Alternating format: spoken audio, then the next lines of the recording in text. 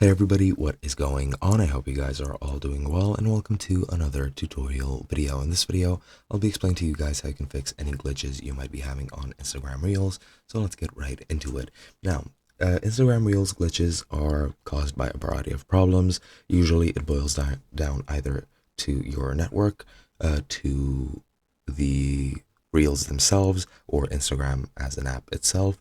And other than that, it might be your browser if you're using the browser version, and it might also be some corrupted files. So it really depends on what is causing the issues. Now, the issues might be within the Reels themselves, so make sure that the Reels themselves are not the problem, and that other Reels work well.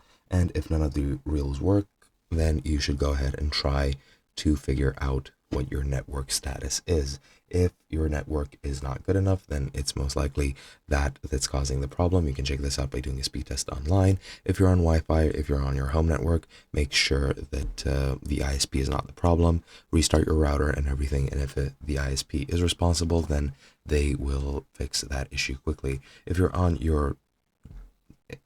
a mobile data plan, you can go into Instagram, go into your settings in the top right, click on the horizontal lines, scroll down to your app and media, go into data and usage, or data usage and media quality. Make sure data saver is turned off, just to make sure that that's not causing any glitches. And if that doesn't work, go into your storage and go into apps. Make sure you locate Instagram and clear the cache. If that doesn't work, clear the data. If that doesn't work, reinstall Instagram and everything should be fixed.